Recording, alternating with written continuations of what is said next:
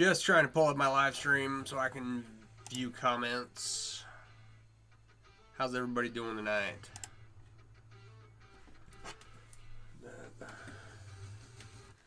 There we go. Got comments. We're streaming. See where we left off on this. If I can find it. Oh, there it is.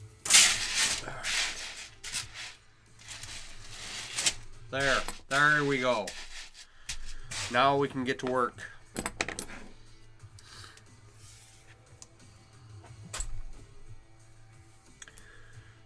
My desk is mostly not a mess. Sorry, my workspace is mostly not a mess. My desk is definitely a mess. But it's getting better. Anyway, how's everybody doing tonight? What's going on? How's your Friday? Gotta be pretty good if you're hanging out with me.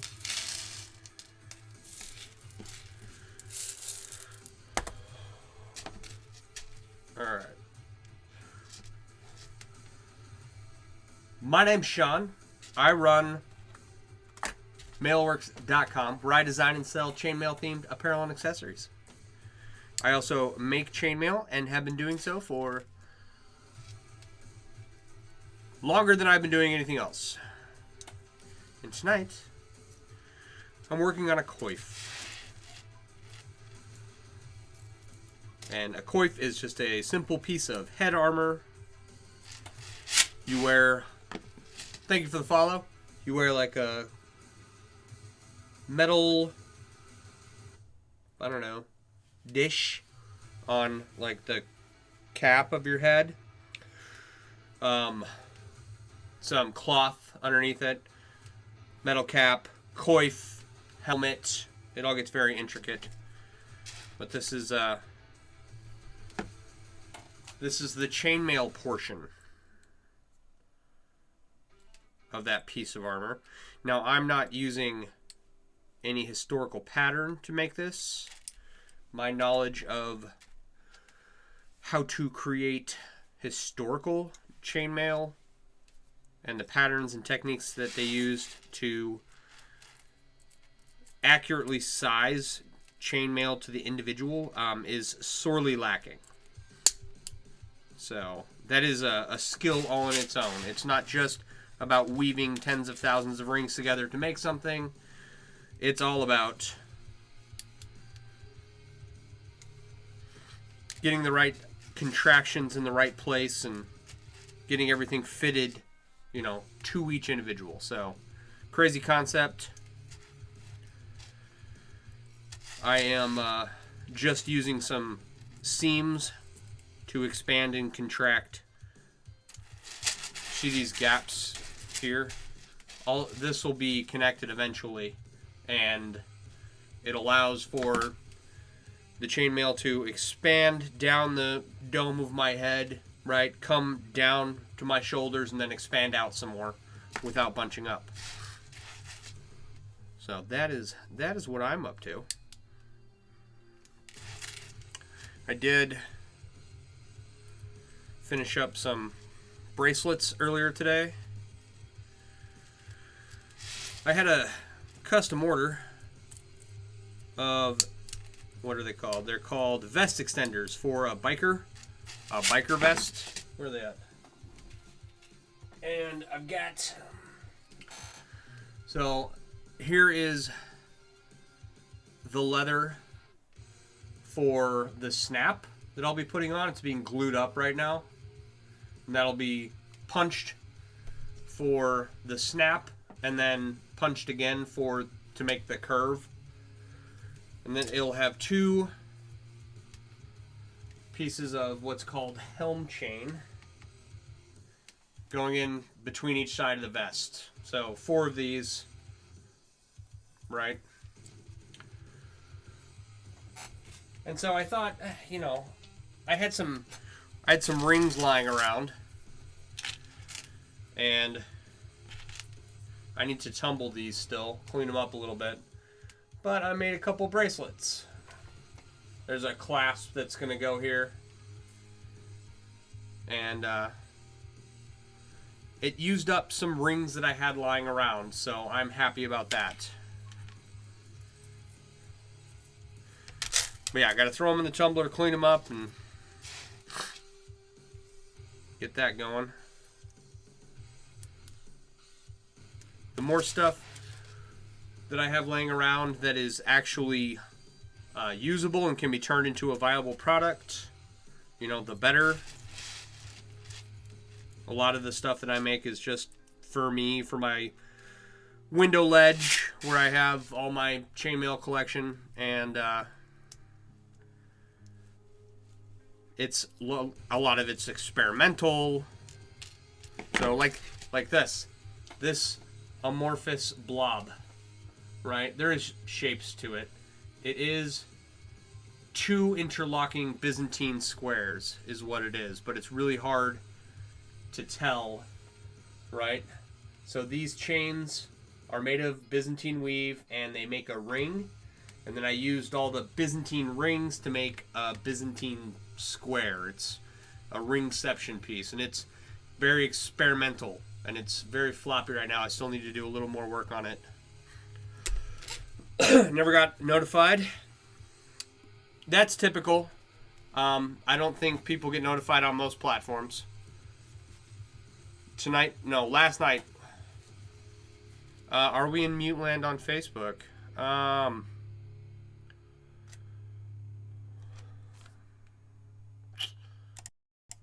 No?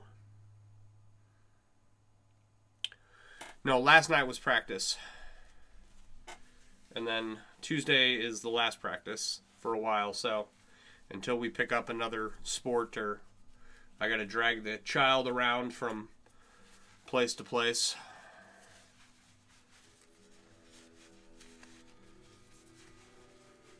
I'm doing okay. Let me figure out what's going on with my sound.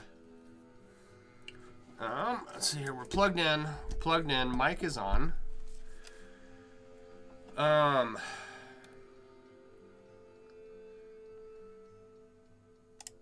John, look at me.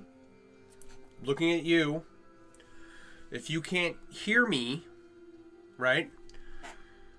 Oh, you hear me now? Okay, good. I don't know sign language, so I can't sign anything, and I don't think John knows sign language, so it wouldn't matter if I did know sign language. No, my wrist is good. It is not feeling irritated. So, but I did take it easy and do some other stuff besides, 1,000 rings of chainmail, which I did anywhere from 1,500 to 2,000 rings almost every day last week, working on the cube I was working on. Basic ASL is really easy.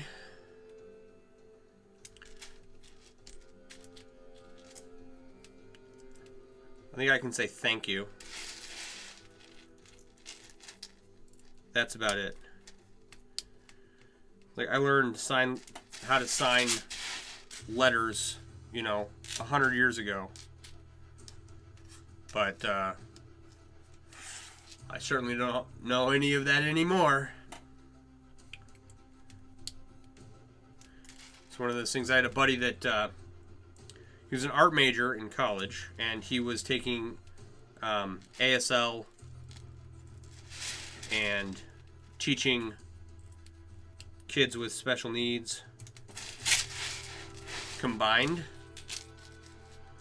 So he was learning it, and I was like the last person I've seen use ASL. You know enough to communicate, help, and spell out words and rude gestures. You teach your kids a little and make use of some basic hand signs daily with them. I mean, I remember working with my child when he was, like, what is this, more? Is this more in toddler sign language or whatever? Finger spelling, still communicating. You got to know the alphabet, though. I mean, okay, you got to know the alphabet in ASL. I was going to say, I know the alphabet. I have that much. I have that much accomplished. All right. Don't know much else. But you know what they say. After you've read the dictionary, everything else is just a remix.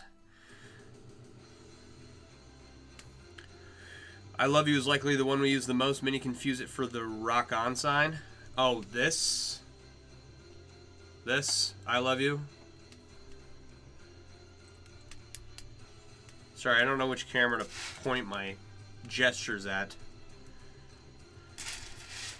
Alright.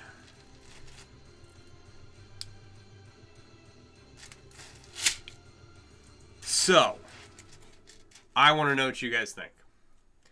You know the sound where it'll be a female-looking person, and they'll be like being an electrician or wiring something or riding a motorcycle, right? Or some hobby or occupation that men typically are associated with, right?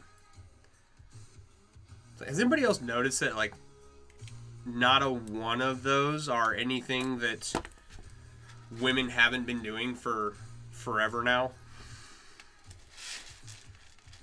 It's like, I've yet to see one, oh, I decided to become a plumber. Why not? Because boys do it. Boys do it, you know? And I'm like, wait, so you chose to ride a motorcycle. Okay. That's, yeah, that's allowed.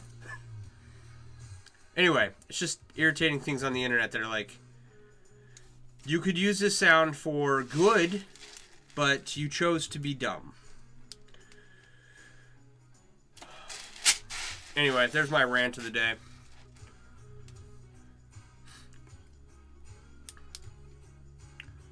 I'm over it.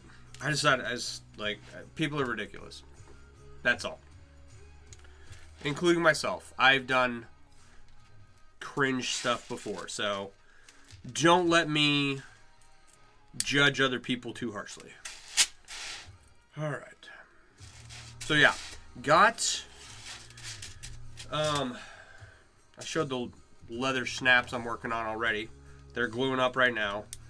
Need 2 punches a piece, and then they're gonna get sent out tomorrow to their new home. Got a bracelet finished earlier yesterday, last night, after practice, and sent that out today. Oh, thank you for the dinos, Anthony. What was that noise? Oh, that's from, okay, that's my phone. So yeah, got 1 commission sent out, got 1 more commission to send out tomorrow. Got some de-stash stuff I'm sending out as well. And, yeah, getting through some stuff. So, I am ecstatic about that. I need more space down here and better use of how I utilize the space. So, getting rid of some stuff and getting it organized.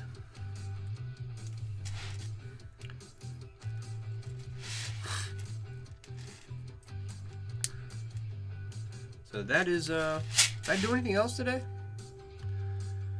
That is pretty much how my day's gone. I don't have my water down here. Do I? No. Oh well. Just got home from work, still got a shower, and just too lazy to get up. There you go. I've been that way. Ain't nothing wrong with that. It's like when I come in from mowing the lawn and I'm exhausted and I don't want to do anything, so I sit at the kitchen table for like 40 minutes until I have the energy to drag myself upstairs to get cleaned up.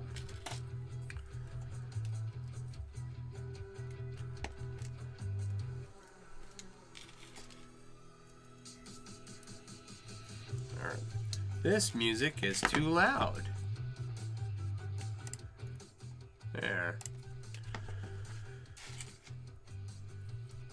the music is too loud, I can't think the thoughts that I need to think in order to run the show. It's the same way when I'm driving down a street looking for an address in a neighborhood. You got to turn the sound down and so that I can see. In this case, I need to turn the sound down so that I can speak. Yes, and just ruminate in your own vestiges.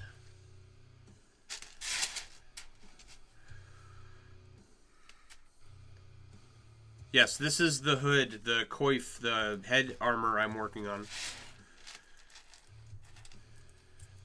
I had a friend. I ran into him in the military. I'm still friends with him on Facebook, I think.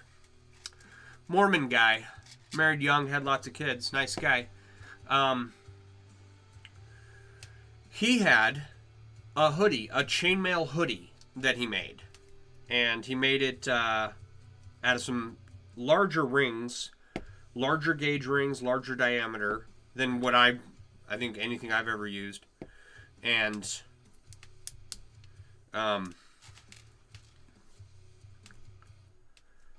made himself a weighted exercise shirt out of chainmail. And he wore it over a hoodie to protect his frail skin. And the hood was attached and everything. He did a real good job with it. He did a good job for chainmail like not being his jam, you know? He's one of those guys that's just like, oh, I'm going to make this, so I need to learn how to do this, this, and this, and then goes and does it. But yeah, he had a whole hoodie setup going. It's pretty cool.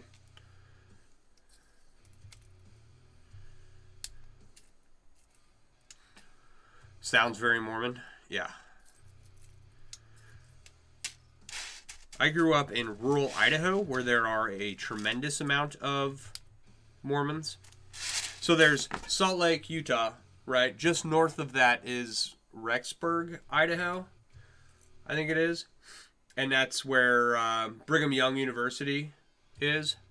And so when the Mormons got kicked out of Illinois, a guy named Captain John Brown, who was a Mormon, led my family, portion of my family, right, from Illinois to Idaho, right? And they went past where a bunch of Mormons went all the way to where Boise is now and further west. So, it's like a big portion of my family used to belong to the Mormon church. Then they got excommunicated, and I don't think anyone's ever been back, so. But no, yeah. I didn't meet a lot of Mormons in the military. I did have a Mormon roommate. And then this lieutenant who made the chainmail hoodie. And maybe one or two others.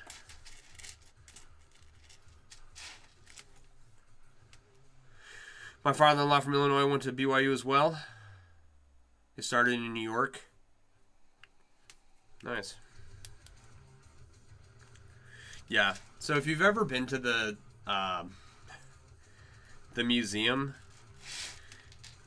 okay. Let's. If you go, it's not a museum. If you ever go to the Mormon Temple, which I think has been closed to the public for a number of years, but it used to be opened up, and they used to have this museum display of their persecution in Illinois and being driven out across the Midwest, you know, from everywhere they stopped at, because, you know, people didn't like them for their religion. Okay, this is on par with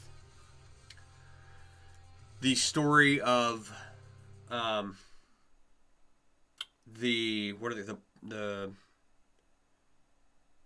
not the Quakers, not the settlers, I think it begins with a P. So the first people, like Plymouth Rock people, the people that came over from England, not Presbyterians. Protestants? No. The Pilgrims, right? So the story taught in the United States is that, you know, the Pilgrims fled England to avoid religious persecution, and what they're taught in England is a whole different story, right? Because, you know, the Pilgrims were over there causing a lot of problems. According, like, Oliver Cromwell was a huge issue and causing problems among the populace, and so they got driven out.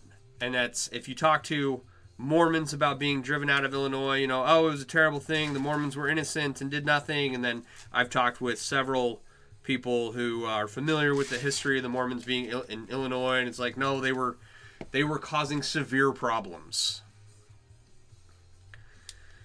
So anyway, when I found that out, I thought that was funny. It's like, is it religious persecution, or are you just an asshole? Turns out they're just assholes.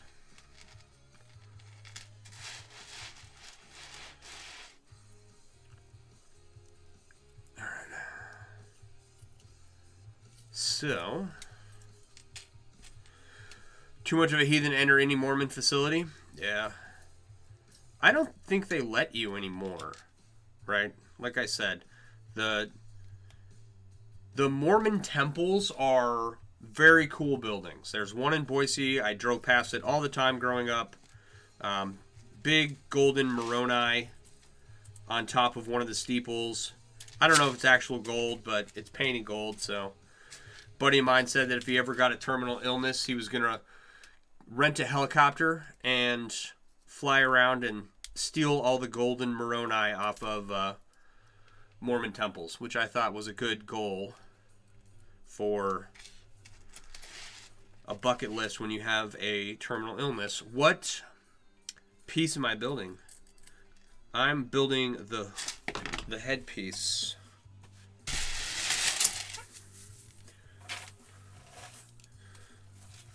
Woo, that's cold on my neck. I tried wearing my hat so that it wouldn't hit my neck, but it did. So now we're expanding down around the shoulders and gotta build this piece in here. There's a documentary about the Mormon bomber guy. I never heard of that.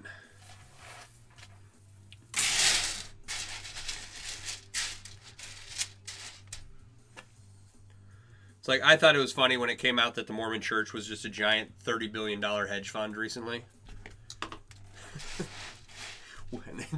The church responded with, well, we didn't tell our church members because we wanted them to continue to tithe.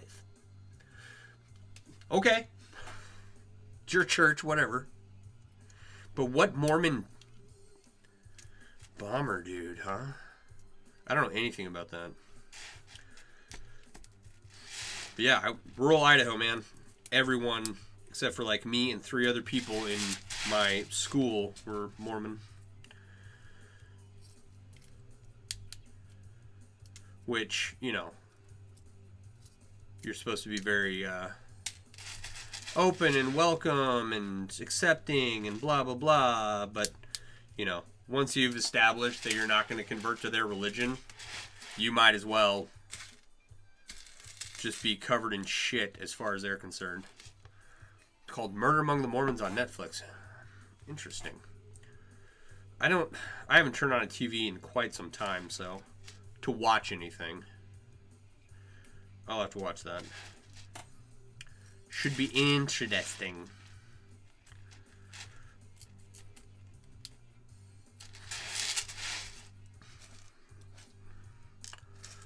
It's worth a watch. Multi-part series. Right on. What was is it Mindhunter? Where they go and like explain the process of how they caught the Unabomber and how they caught all these serial killers. And I watched that. Like Paul Bettany plays the bad guy, the Unabomber. I think it's Mindhunter.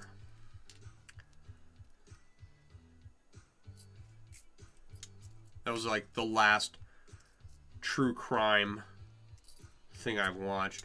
The one about the Rajneesh cult in like Idaho or Wyoming or something. It's really interesting. Okay. Well, I'll have to take some time and see if I can't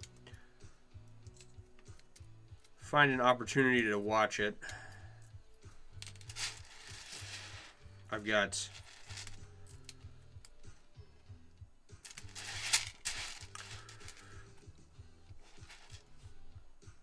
like all my time is free time, so I can do whatever I want. I choose to sit here and connect rings together. Wild West Country on Netflix, you believe, for the cult, but they're both cults? Okay. Wild West Country, and then Murder Among the Mormons.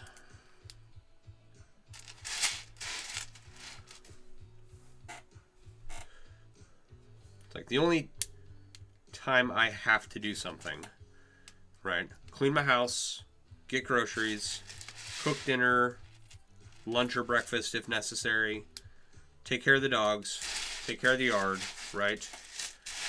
And all that's not super time consuming. It wasn't their religion, so to them it's okay. Oh, their camp has become either a Christian or Catholic camp, but like side-eye, it wasn't their religion, so to them it's okay. Okay.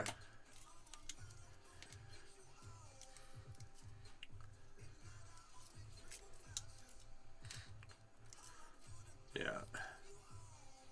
Trying to think. There was Mindhunter, and then there was something else that was a good, like, true crime documentary thing that I actually got pulled into. Watching actual, like, the show True Crime, I can't do that. Or American Greed, or what is it? 24? No, not 24, because that's like a scripted TV show. Whatever the show was where, or the First 48, that's what I'm thinking of. Right. I thought that was, couldn't watch that. Too much America's Most Wanted vibes. Cheesy early 90s TV show vibes from it. In the way that they present it, and I can't. It's like when I worked in a couple nursing homes, and like all the residents would have on like the same show, and a lot of them watched true crime stuff all day long.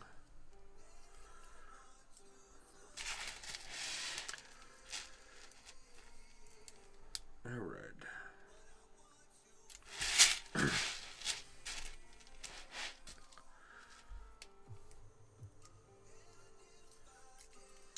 So,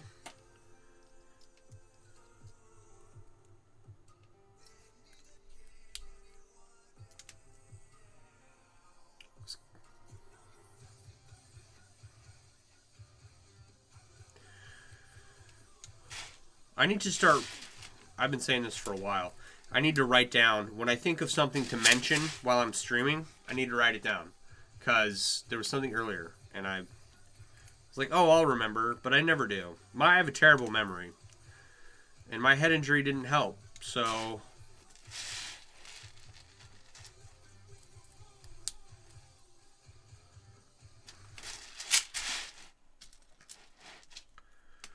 Okay.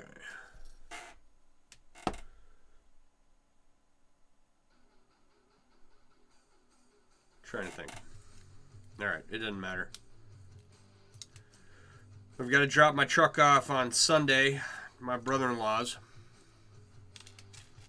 You gonna say I should keep a scratch pad on me? Yeah, I should. My timing chain is slipping, so I've got to get that fixed. And that is not cheap.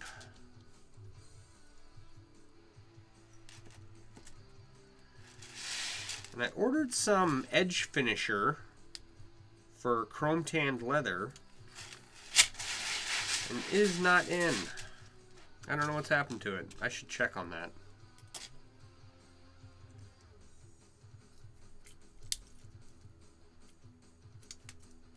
But yeah, first of the month, got my bills paid. I need some.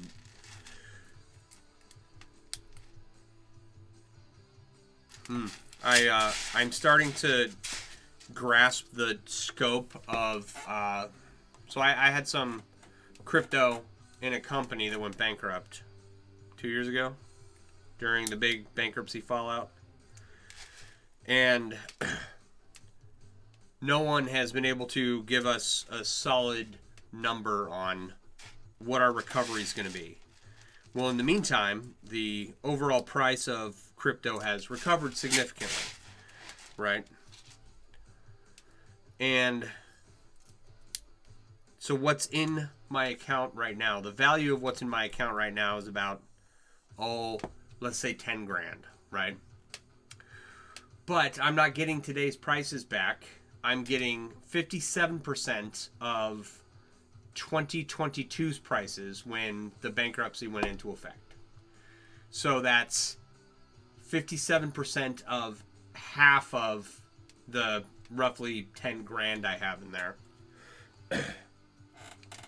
And when I tell you just the fiasco, the cartoonish way in which the leadership that took over to handle the bankruptcy and the lawyers and everything,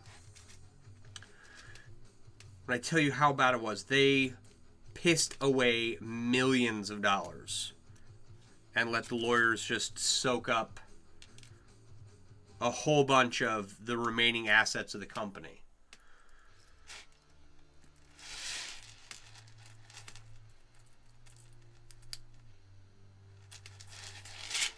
All right, Louie, have a good one. Thanks for hanging. Thanks for the follow. Appreciate you. So, anyway, what is 57% of 5 grand, right? It's like 3 grand, which I'm getting something back. It's not the end of the world. It's better than nothing, but also at the same time, they could have just distributed the assets of the company at the beginning of the bankruptcy and called it a day. Let the company collapse instead of trying to rebuild it into this new company that it is now. So, just one more thing for me to be eternally pissed about. And it is what it is. You can always make more money, right? So, and it's coming at a good time because I should be getting, I have some other stuff that's getting cashed out. I've got my tax return and then the bankruptcy assets that I'm getting back. So, I'll have like a decent chunk of change in my pocket for like 2 seconds till it all goes towards some debt I have from buying stuff to make for your entertainment. I do it all for you.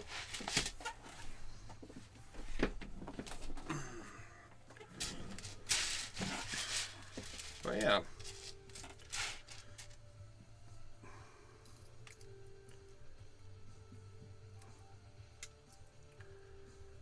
All right.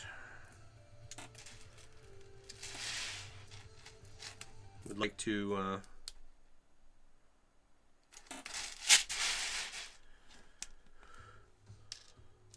I was looking at a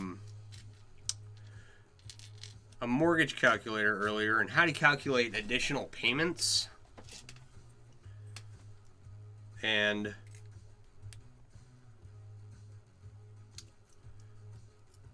I don't know, I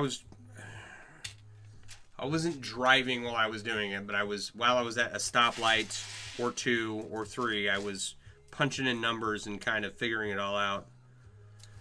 And it came up with, like, if I make, X extra payments a year, right, I'd pay off my mortgage in like 13 years. And I don't think that's correct. So, it could be. But I'm hoping to get to a point where, you know, I'd like to have this house paid off by early 2030s. And I think I can do it. So, I don't know. Maybe, maybe not. We'll see.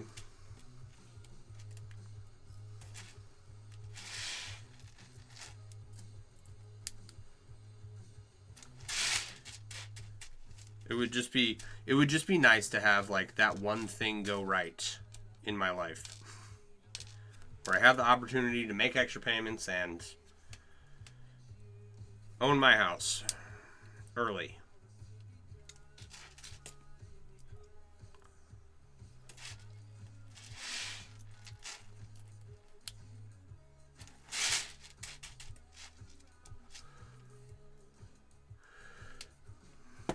You just realized you used your mail graph paper like 10 years ago to make your first basic inlay? I don't think that's mine. How you doing tonight, Kate?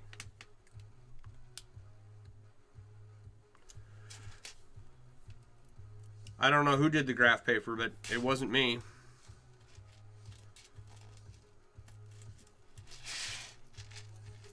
I do have some designs that I could make graph paper designs for.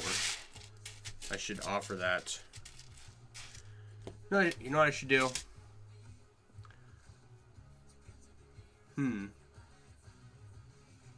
How would you do it?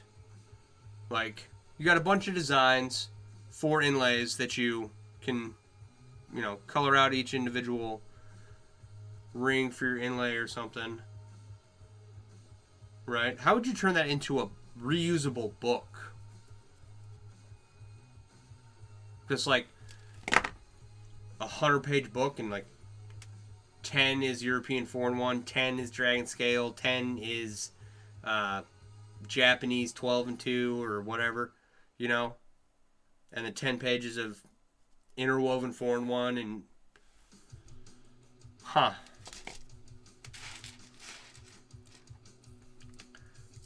I could do that. I don't know how well that would work, though.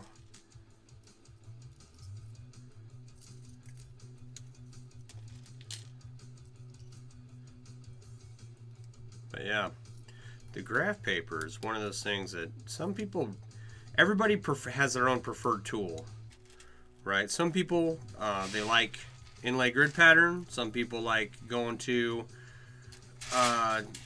August Grappin and his, what do you call it? His business, where he does inlays for people. It's WORKS. I gotcha. I didn't know there was a mailwork spelled like that. Yeah, business names, man. You should check and see if other people are already using a similar name to yours. And then also, if you're trying out your business name, say it out loud in front of people who don't know what you're talking about, and ask them what the first thing comes to mind is. And if they tell you a male strip club, you know, because male works, he works, yeah, you know. No, I'm just kidding. I'm not going to take my shirt off, but if that's what they tell you, then perhaps you should change your business name. But nobody told me that because I didn't ask anyone, and now I have this business name. So it is what it is, I guess. It's like when we went to go name our child, we picked a bunch of random names and then tried to figure out ways to make fun of that name. And we settled on my son's name. And it's not the perfect name. It's a good name for him. But like, I've never heard anybody, you know, my sister came up with one, and it wasn't like a negative thing, right? It was a rhyming thing. His name sounded like another name. And so she put that all together. And that's the only combination of words that anyone has come up with to make fun of my kid's name, right? Not that it's impossible to make fun of it, just no one has. And so it worked out, you know. We sat and thought of names and made fun of them, and if we could make fun of them, then someone else would make fun of them. I heard one for my name earlier today. So there's Wheezy on TikTok. She's got the Pringles on her arms all the time. She's like 65 pounds soaking wet. Short hair. Pringle cans on her arms. There is a girl, another creator who looks like her, whose name I don't remember. And she said, you know what people named Sean don't tell you? And, you know, of course that catches my attention. I'm like, what don't we tell people? She goes, people named Sean don't tell you that Sean is short for Parmesan. I was like, oh my God. Okay. That is the worst. My name has been made fun of in ways I never could have fathomed.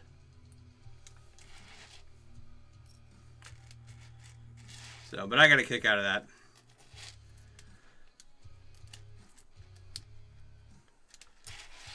And yeah, if you're gonna name your kid something, you know, make fun of the names you come up with until you can find one that you can't think of, you know, how to make fun of it. And then say it out loud to your friends and family members. And it's the same with business names. Come up with a name that you don't think people can make fun of, and then say it out loud. Ask people what the first thing that comes to mind is. And as long as it's not male strip club, you're probably okay.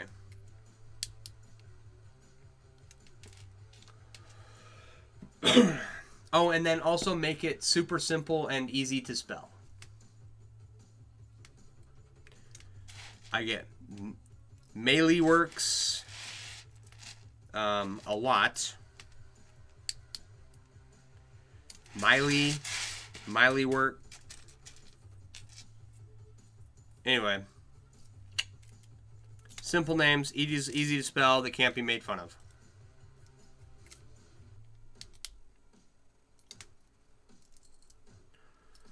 And of course, you'll never find a domain name for any of those. Just accept it. Buy a different domain name, and that has your business name in it. That is longer than your business name. Like, you know, The Real Hoshida House or whatever.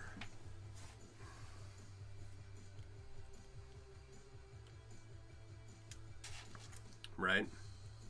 .com. So I've been thinking about going through a rebranding. There's a story I heard not long ago about marketing. Guy works in a warehouse or a, what do you call it?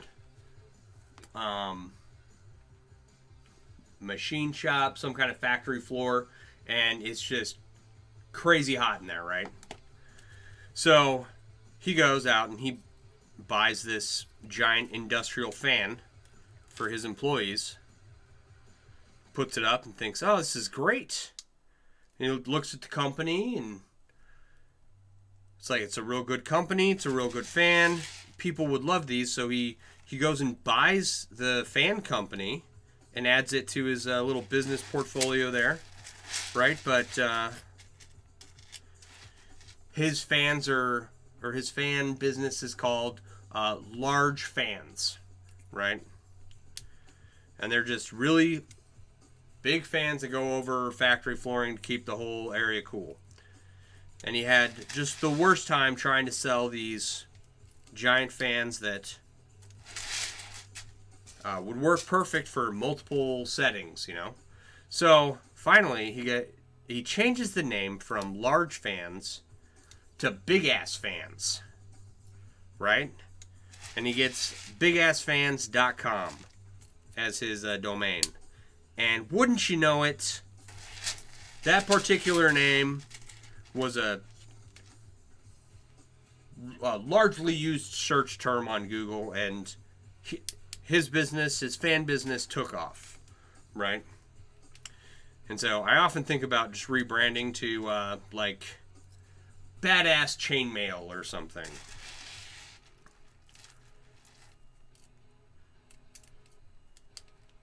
Just something, you know, like FU Chainmail. I don't know.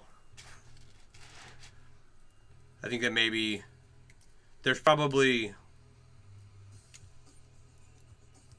some term that includes a swear word and like metal or chain or something that is easy to adapt to, you know, people looking up chainmail or people looking up like biker gear and they just type in badass chains, you know. I should do that. I should rebrand to that.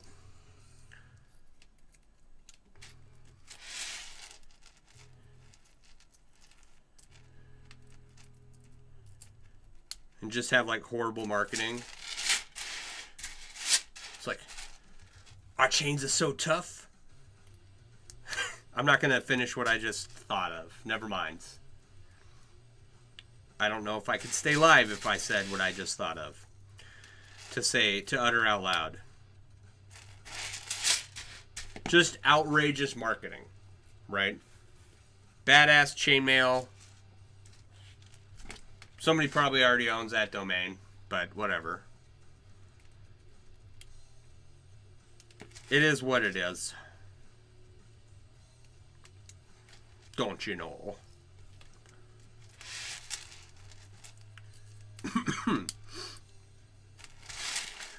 WisconsinKillerChains.com.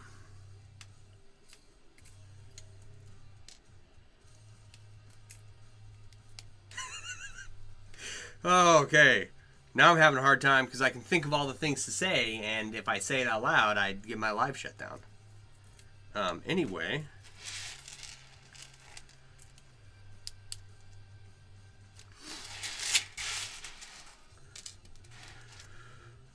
Yeah, so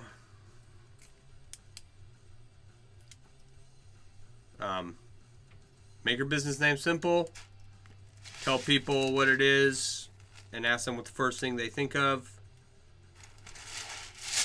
And, you know, shock marketing works, so.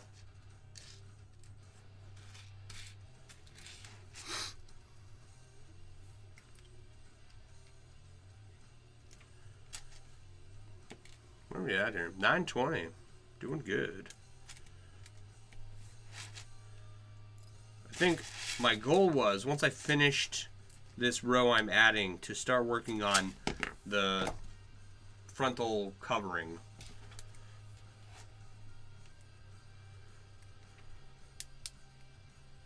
So I think that is going to be brought in pretty significantly.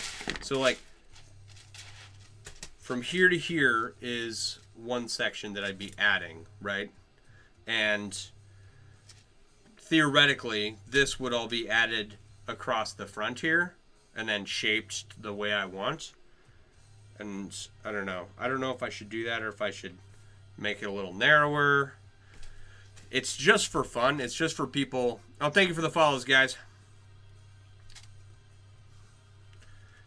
It's just for fun, you know, for people to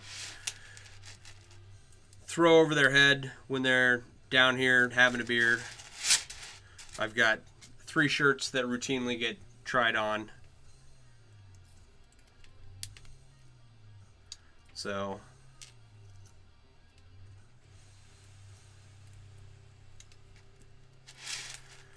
it'll be fun to have a coif for them to mess with too.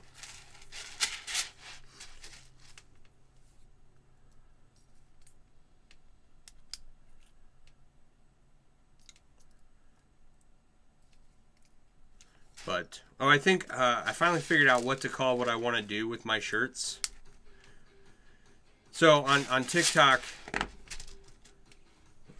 okay, just remember the internet's not a real place, right? So if you see people doing this out in the real world, you know, with the Stanley Cups and the trends, right? It's like these are people who spend too much time on the internet. Okay, they're not out. They're not touching grass. They're not anywhere near the real world. All right. So, but there is a trend on TikTok where that people dress up with like fur coats and they're giving off mob wife vibes, right?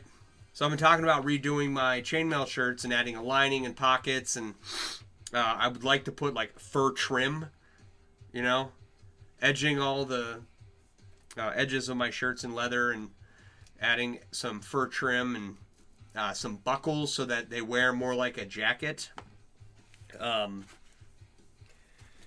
And I just want my chainmail shirts to be more comfortable to put on and off and to wear, right? But if also we can get like mob wife vibes off of the chainmail shirts when I redo them eventually one day maybe, I think that would be hilarious.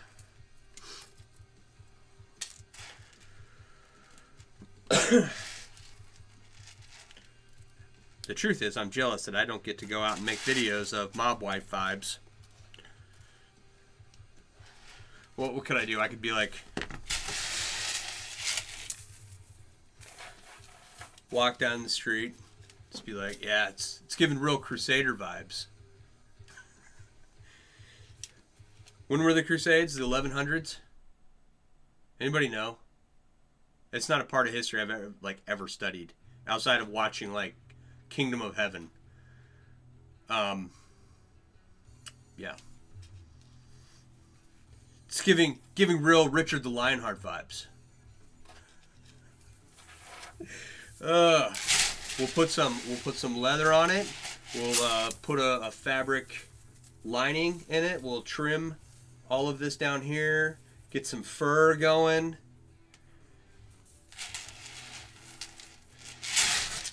It's gonna be giving Crusader wife vibes.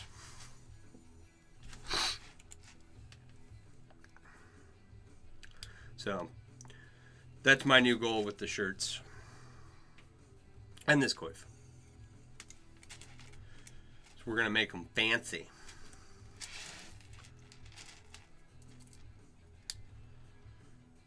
How much does this weigh already? Let's see here. I've got a scale. Can I get it out of there? Oh, wow. Not without smacking up the camera. Oh, I love it.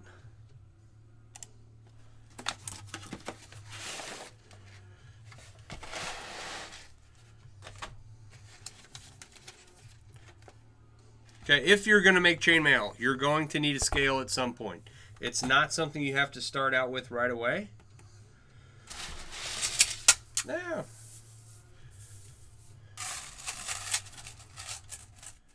Can I get it to stay on there? No. Alright, hang on.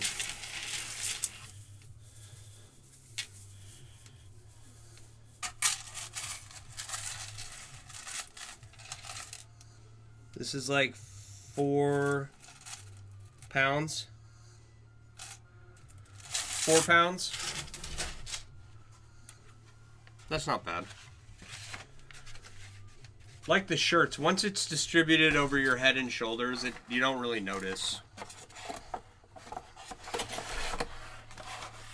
So, chainmail shirts wear like a hoodie if they're made correctly.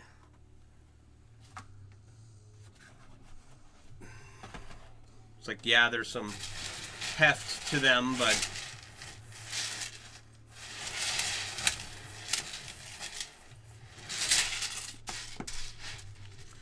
they're not terrible. All right.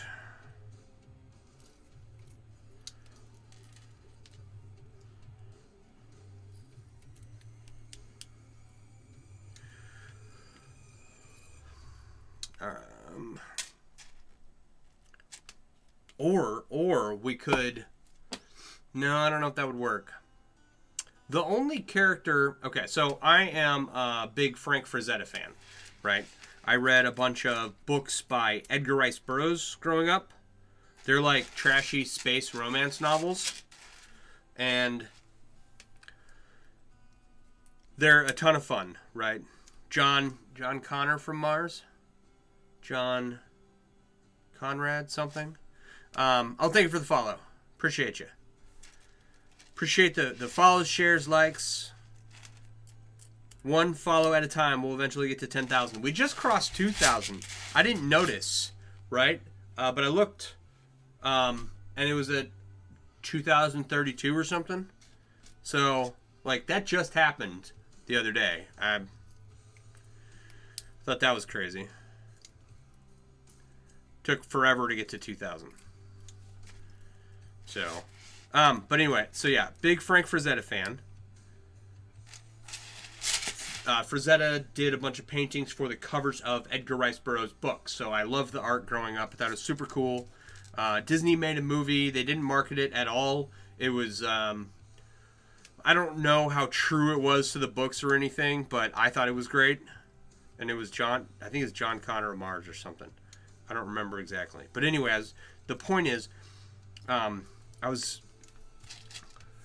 okay, so all the women are like scantily clad or half naked, and you know, in the paintings, and they'll got like a leather butt flap or a hide butt flap, right? And that's all they're wearing. And so I was gonna say, you know, maybe we could make some chainmail that gives off some Frank Frazetta vibes, right? But the only chainmail that I know of that he painted was in his Death Dealer paintings, right? And it's like, I'm not a cosplayer or anything, but I think it would be super cool to have like a Death Dealer getup to go to events and stuff. So, and if you don't know what I'm talking about, you should Google it. I have 3 Frazetta lithographics, which are high-resolution prints of from the paintings, and they're certified and numbered and everything. So I got those for my birthday last year, 2 years ago, something like that. And I've got Death Dealer, the Egyptian Queen, and the Princess in the Shadow, something. Anyway. So if we're going to give off, you know, Frank Frazetta vibes or Boris Vallejo vibes, we need bodybuilder muscles and hide or leather butt flaps. So I don't know how I'm going to do it with, I don't know how I'd do it with chainmail unless I literally did a Death Dealer getup.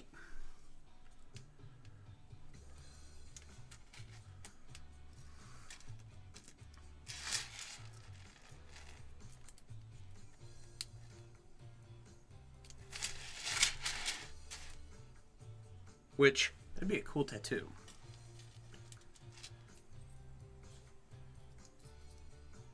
There are 2 artists who I really enjoy, and Frazetta I grew up with, like not knowing who he was or anything. It wasn't until years later that I was looking at a heavy metal album cover, you know, it came up, and he did a bunch of covers for those. I was like, oh, this cover really looks like this Edgar Rice Burroughs cover. You know, it turns out, oh, it's the same artist kind of thing. So, the other artist that I really enjoy is Albrecht Dürer, who is a painter and did... what do they call them? They're not stamps, they're prints. They're, I forget what they're called. You carve what you're going to do into a piece of copper, wood, brass, whatever, cover it in ink, and then stamp it down onto a piece of paper. But it's not called a stamp. It's called something else. And then he did paintings as well. And there's a painting he did called Melancholia. And that's not a painting. That's one of the stamp things. And it's just this sad angel and all of this imagery surrounding it is really cool. Whole painting's filled with it. Or whole stamp print thing that he does.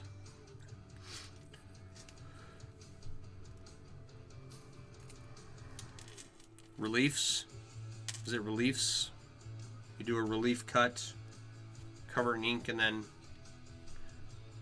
Yeah, I think that's what it's called.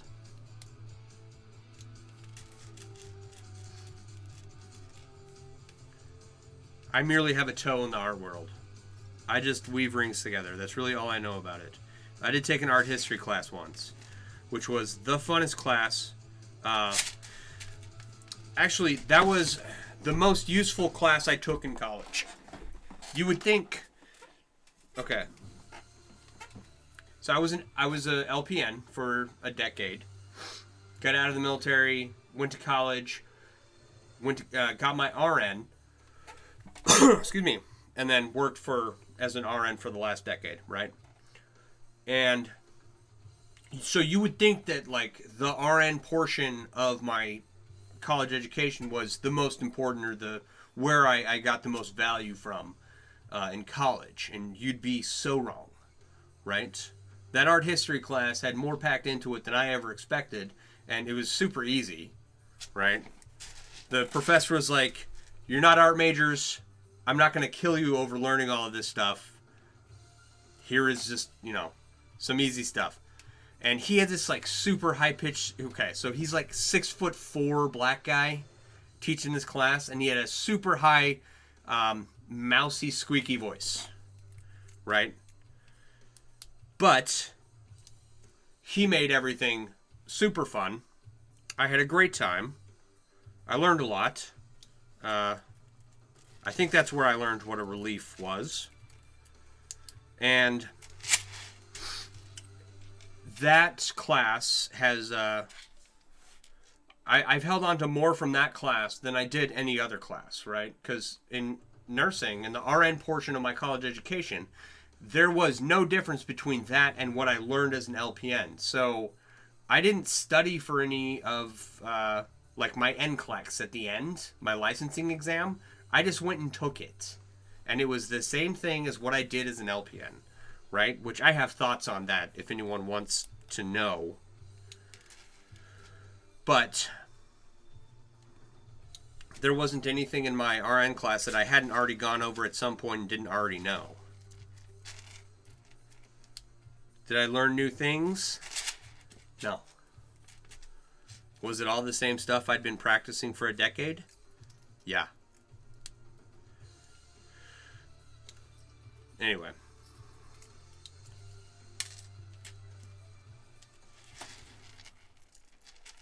Of the fields to send your kids to college to, not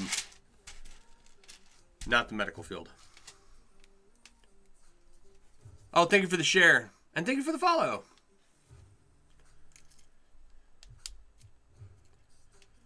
All right. What else did I learn in art history? I don't know. But the Melancholia relief, super cool relief. It's just this sad angel sitting on a bench or something, and then there's all this imagery around it. And like I got the lithographics, the high resolution prints of the Frazettas, and I want to get the several Albrecht Dürer reliefs. The ones I've seen are like very small reprints. I don't have any water. Okay, before I go too much farther, right? I have to connect these two sections. I don't want to run out of rings when I go, see the discolored section here? Right? See this line right here where these two batches of rings don't quite match? I will try and polish that out again. But if I keep expanding this portion down here at the bottom, I will run out of rings and not have enough to make this connection here.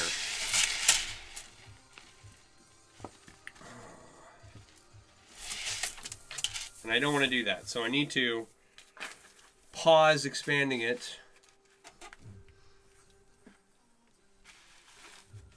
Oh, it's on my neck. It's very cold. Very cold.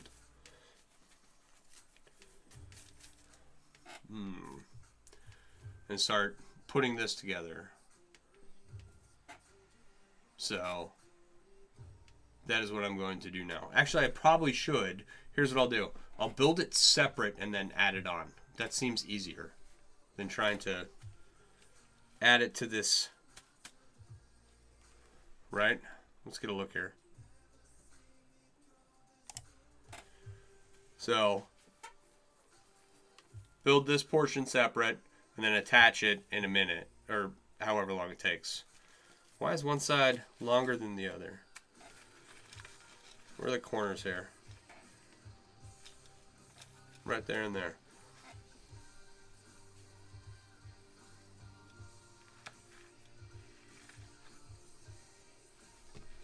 There. Very much Crusader vibes. Alright. So we can get started on that section. Let's do some counting. So we're gonna go to this section. Where did this section split off? Right here. Okay, 1, 2, 3, 4, 5, 6, 7, 8, 9, 10, 11, 12, 13, 14, 15, 16, 17, 18, 19, 20, 22, 23, 24, 25, 26. Okay. And then what is it up here? 1, 2, 3, 4, 5, 6, 7, 8, 9, 10, 11, 12, 13, 14, 15, 16, 17, 18, 19, 20, 22, 23, 24, 25, 26. Okay, so we need a section that is 26 rings wide and then goes down at a 45-degree angle outward. So that shouldn't be too hard. What time is it? 9:40? Not something we're going to finish tonight or anything, but, you know, we did get some work done. Finished up the row that we were working on the coif. I got three helm weave bracelets that need to be tumbled, but they're done. Right. Finishing up the snaps for a vest extender commission that I took. Just gotta punch 2 holes in them and they should be good to go. So yeah, all in all, productive day. Not terrible. I can't complain. Tomorrow, I need to drill all my holes in the saddlebags, preferably both of them, and then cut 2 new strips that are about 4 inches longer. The strips of leather that I had to go around the edge of the saddlebag were 64 inches, and I want a little bit of wiggle room because I don't know how it's all going to lay out, right? I want it to lay out perfect, but you know, we'll see what I can make happen. So, and then I'm gonna punch holes in all the leather beforehand, so that way when I go to start lacing things together, because when I first attempted it, I was trying to punch through 2 layers of leather, or no, three layers of leather, 2 layers of plastic, and then another layer of leather. So that was 2 more layers of leather. That was 7 layers that I was trying to just drill through and be accurate about it at the same time. And so I stopped what I was doing, pulled everything apart. It's not the worst situation I've ever seen. I think that if we adjust some of the holes a little bit, and then it's not catastrophic. It's not a great way to start off, so we're just restarting. So that's what my goal tomorrow is, to get all the holes punched in the saddlebags and get the 2 new leather strips cut with the extra length that I didn't have before, and then start weaving the leather strips, the saddlebags, and the chainmail together. And then adjusting the chainmail as needed to fit the saddlebag correctly, and then that should be done. Then the toolkit, got to do the toolkit. I'm going to actually cut the whole thing up. Right, where is it in reach? No. Okay. So the toolkit is just a flat piece of leather rolled up with 2 circles of leather stuck in the end, right? So I'm going to cut all that apart and then use some leather cord to braid the circles on the end and the chainmail all together. And I haven't even started on making the chainmail for the toolkit. But then, after that, comes the gas tank bib. So, and I've got the hide for the gas tank bib right nearby on the floor, ready to be cut and measured, and so it's coming along.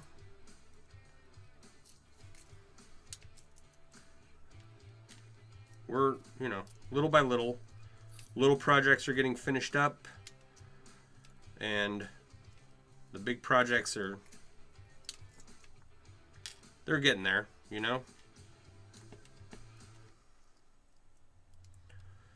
So that's going to be, if you make any soft clamps yet, and are you gluing that piece in the clamp currently? Yeah.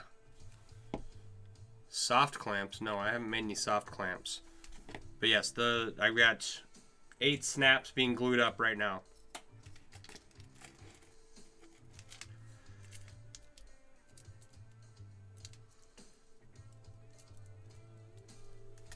And then I've got the punches to punch them correctly, and so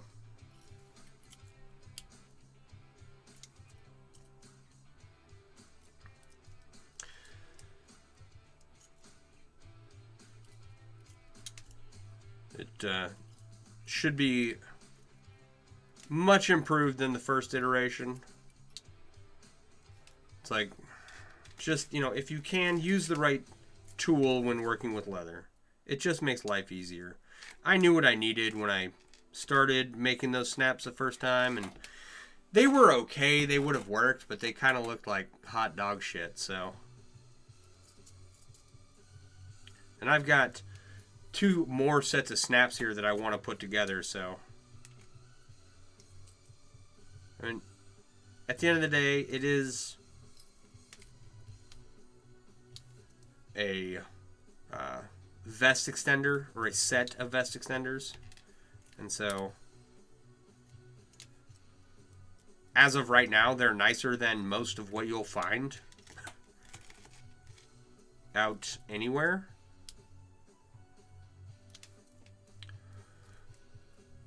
But when I initially put them together, they were not, like, the leather just wasn't great. Chainmail was fine, the snaps were fine, but the rounded edge of the snap was, or the rounded edge of the leather surrounding the snap was hand cut, and it was not looking good. So, couple of bucks. You're always whenever you're an artsy, crafty person, right? Like, you're always going to need another tool. You're always going to need, some more supplies. Because at the end of the day, it pays off to do things correctly. But also know that you will never run out of needing supplies. or new tools.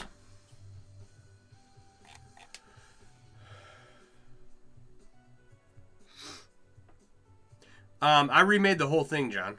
So I've got a punch to punch the curve.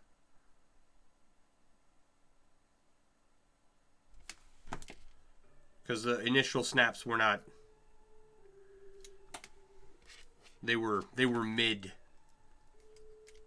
If we're talking in new speak. So, and I'll punch them tomorrow morning. After they dry up a little bit more.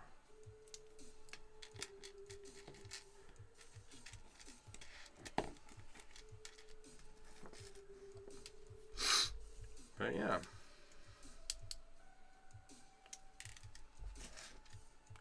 Uh-oh, I found... Oh, I found 2 of them. Oh my gosh.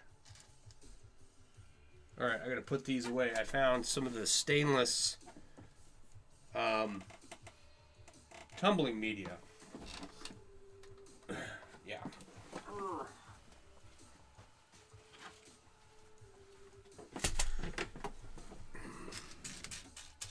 Any more of that in this pile there?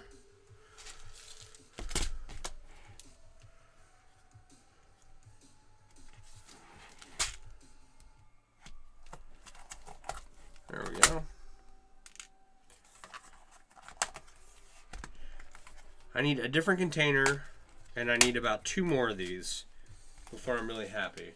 And they're not terribly expensive, but they're not cheap. And it's one of those, stainless tumbling media is one of those things that you buy and then you use it forever, right? So it's a buy once, cry once kind of thing. Yeah. I've got 1 tumbler. I want a second one. I don't need a second one. I don't use my tumbler enough to need a second one. But I swear, every time I turn around, right, I need to tumble something, and then I'll need to tumble like a dozen other things at the same time. It's like, what is going on? All my tumbling happens. I won't do it for a month, and then all of it happens right, one day. So I got 50 things to go through the tumbler for forever. So 1 more tumbler. I got no problem grabbing another. I've got a fart, a Franklin Arsenal rotary tumbler. Cost me $100, and has worked wonderfully. So I got no problem buying another one. Just got no money to buy another one right now. Especially before I get other things, right? So I got a welder and a tumbler. I need an anodizer and a ring cutting setup. A ring cutting and coiling setup. Still hammering them. You file them to length or clip them or just send them. You have a press that does that. But you find you need to X the center to flare versus just sending it, or it bends and warps and looks horrible. File to length. There ain't no filing this. It's too soft.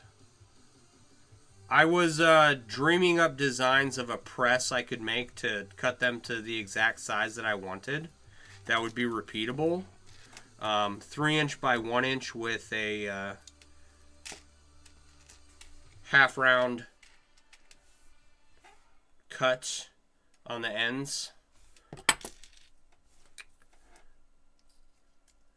And I couldn't think of anything that I was aware of that would let me make that. So I settled for cutting out the rectangles and then going to punch the ends myself. Now that they're glued in place, they should match up pretty well, but it'll be better than it was before. Is it going to be perfect?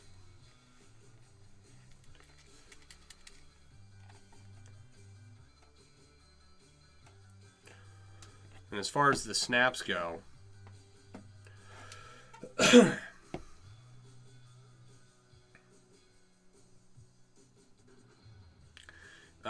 I've never had an issue with the snaps not flaring. Right? And I've got just the plastic mallet from Tandy, right? If you really, what I want is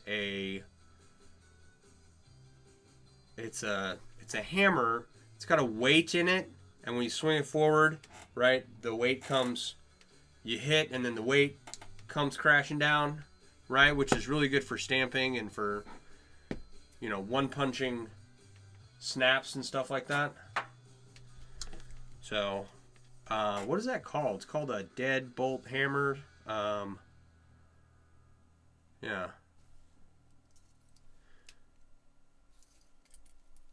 Dead hit hammer? Something.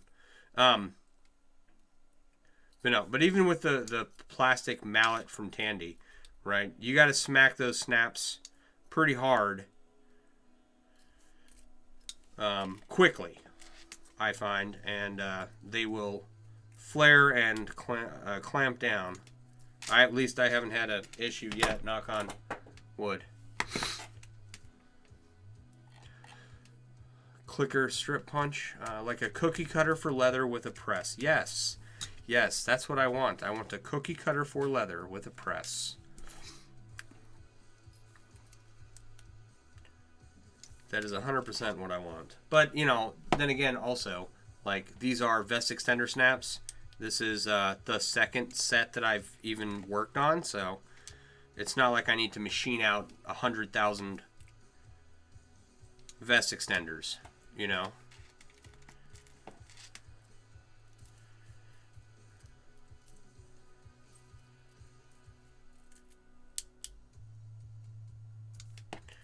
But for consistency and for efficiency, I would love a cookie cutter. Is it a slide hammer? Dead blue? Yeah. A slide hammer where there's like a weight that slides through it. Because I've seen guys that work with those, and they are literally hitting stuff once and moving on. And it's good every time.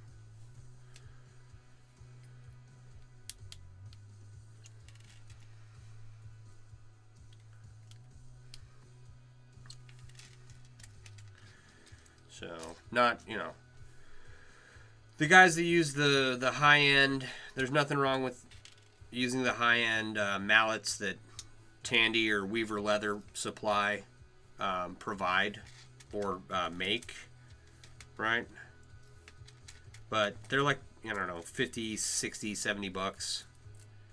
They look nice.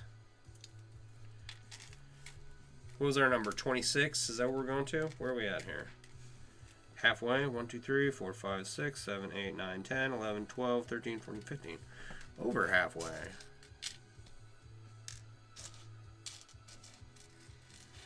Hooray!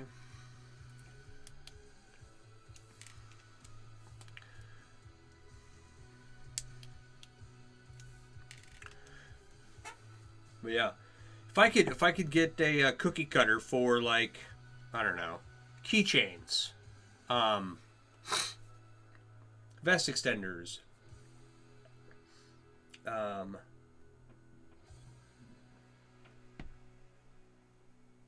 strap ends, right? Where I could use them with the press instead of using a mallet. Clicker strip. Okay, hang on. It's coming through. Yeah.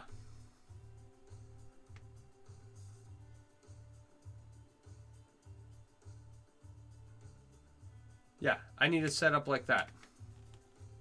100%.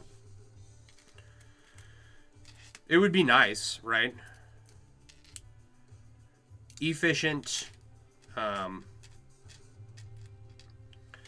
and duplicatable. You can make the same thing over and over and over again.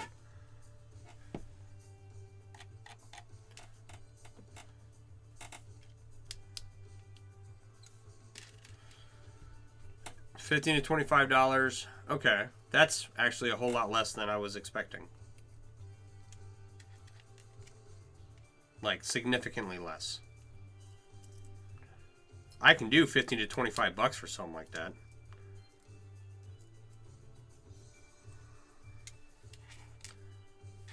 Come on, get on.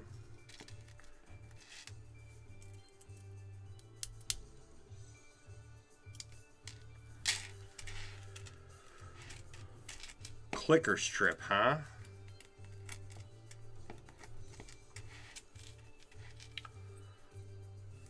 See, I need, everyone needs to have someone like John, who knows everything and has all the tools already, or knows where to find them.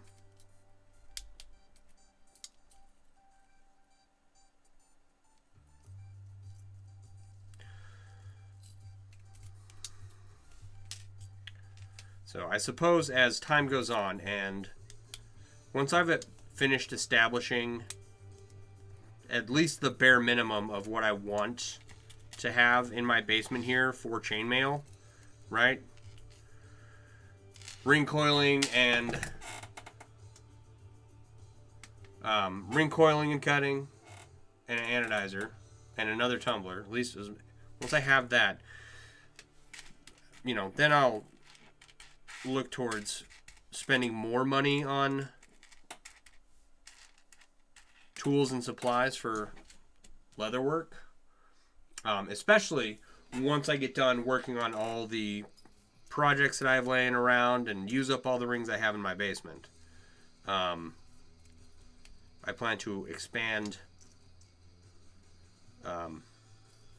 both the amount of amount and type of chainmail I make, and you know what I do with leather. I would like to get better with leather work. I'm not good. I can cut bad strips. That's how good I am.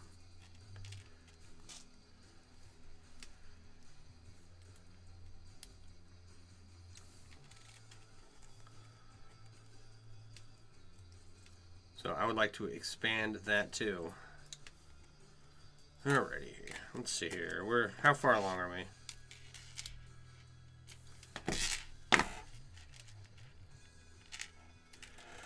One, 2, 3, 4, 5, 6, 7, 8, 9, 10, 11, 12, 13, 14, 15, 16, 17, 18, 19, 20. Alright, let's go ahead and 1, 2, 3.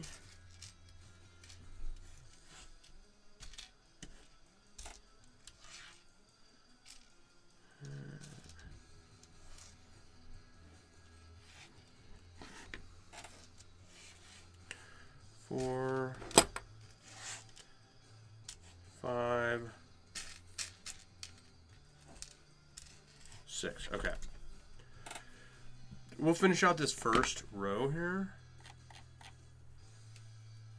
You can follow a pattern and stitch. You're no good at leather depth, shading, tooling, or original concept art. Fair enough.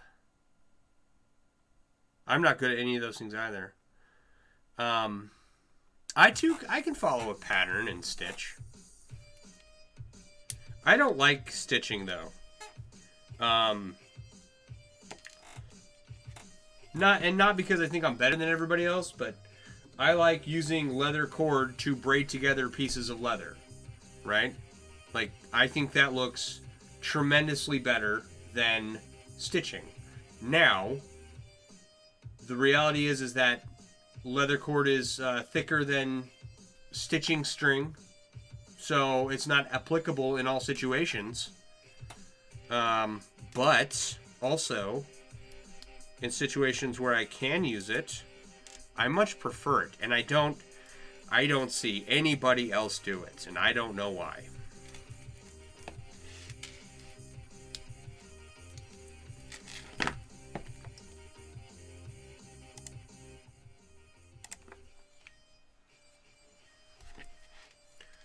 So, but what do I know? I don't know anything. I'm but a simple ring bender. Okay, hang on. Where's my notepad? Where is my notepad? Oh, God. Okay, there it is. I found it. Crisis averted. Okay, that's stuff I gotta do.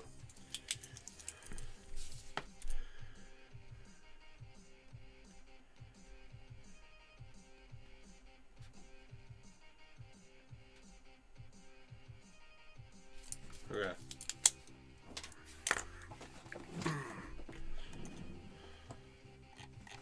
You'd like to see more leather binded male edged bracelets? Who did that? That was from the Rivet Mail group. Mike? Is his name Mike? Cervantes? Is that his name? I don't know if that's his name. Yeah.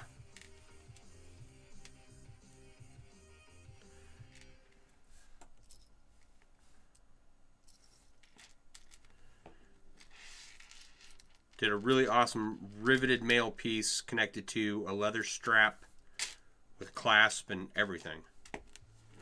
It was a gorgeous piece. I asked him how much he wanted, and it was more than what I had available to spend at the time. Otherwise, I would have bought it. And that's twice. That's twice that's happened to me, and I regretted it both times. So I have 2 scale mail lamps, right? There's videos of them on my TikTok if you want to see either one. And they're awesome, right? Excuse me. Someone made a multicolored, what were the scales were some kind of plastic. It was a clear plastic scale, right? So the light shone through like a lot more than it does on the 2 scale mail lamps that I currently have. And he wanted like $300 for it. It was more than reasonable, but I didn't have it at the time. Could I have swung it? Yeah, I could have. I would have lived without having that $300 available to me. And then Mike Cervantes, I believe is his name, runs the Rivet Mail group over on Facebook, and just made this beautiful Rivet Mail that was connected to a strip of leather, made a bracelet out of it and everything. Gorgeous piece. And I wanted that. And I was like, can't buy it because I don't have enough money at the time. Which was stupid. At no point in my life have I ever had enough money for anything. Right?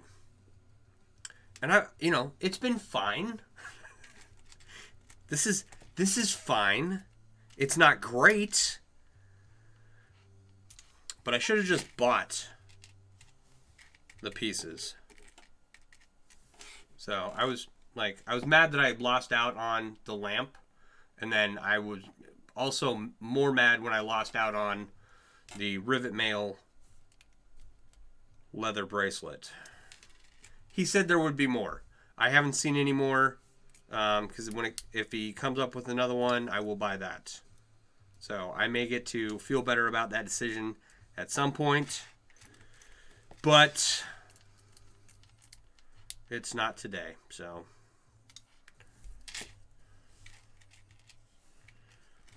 it is what it is. Buyer's regret or non-buyer's regret? Non-buyer's remorse. Yeah, shoulda, woulda, coulda, you know.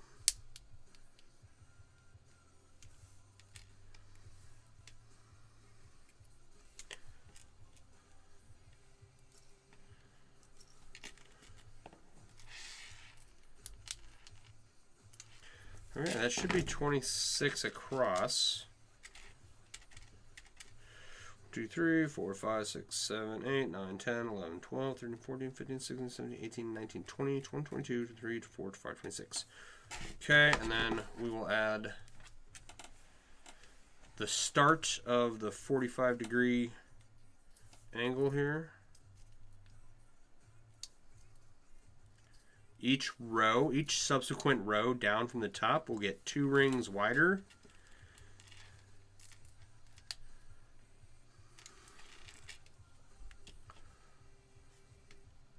we will,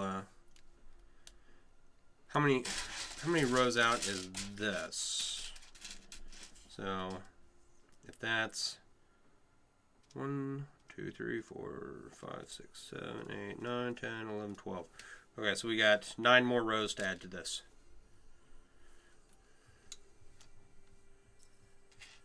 Which is fine. And then once we have,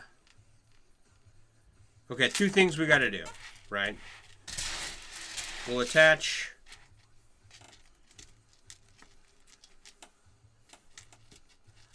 once we have this section built out, we'll attach it to the front here,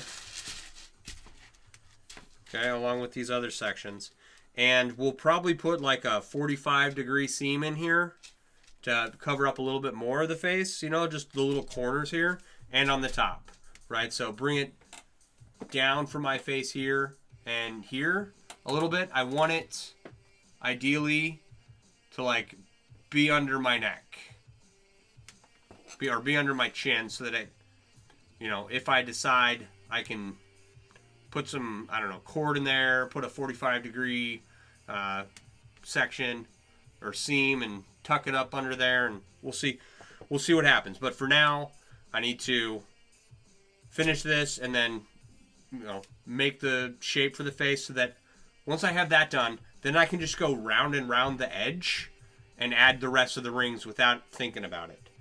But I got to get this portion done before I do any more on the shoulders, because you know, this is down to about 1/4 of a can of rings here.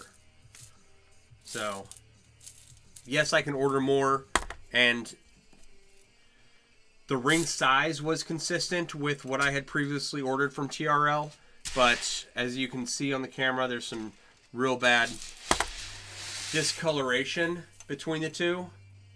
See that line? So I don't know what's going on there. So I don't want to order more rings if I don't have to. However, for the time being, is the time being in the room with us right now? All right.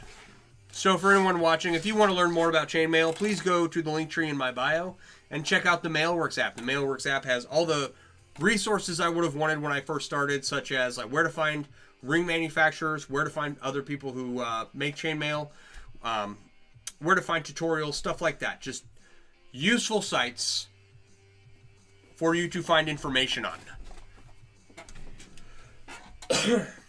And then just a bunch of bonus stuff, you know. It also has a link to my website, mailworks.com, where you will find all the stuff that I design and sell. They're all chainmail themed print accessories, and I got a lot of cool stuff on there. Currently, the favorite this year is the giant chainmail snug hoodie, and I assume that that's because it's cold. But yeah, if you wanna learn more about chainmail, go download the Mailworks app. Come join the chainmail communities. That they can be loads of fun. And yeah, get something from mailworks.com so that I can continue to do this. So this is how I primarily support myself anymore. So please get yourself something nice. Come learn about chainmail. It is the weekend, so I don't know if there are any plans, family plans and stuff tomorrow or Sunday. I don't think so. Excuse me. So, I should be on Saturday and Sunday. And then we're done with practice as of Tuesday next week. So I will be streaming most nights of the week. And you can catch me between 8:30 and 10 Central Standard Time. All right. Thank you for hanging out. I do appreciate you being here. Chaos, how's it going? It's going good. It's going good. I am checking out of here, so I apologize. But you all have a wonderful evening. And I will talk to you later. You all have a good night. Bye. All right. For everyone on Facebook, YouTube, X,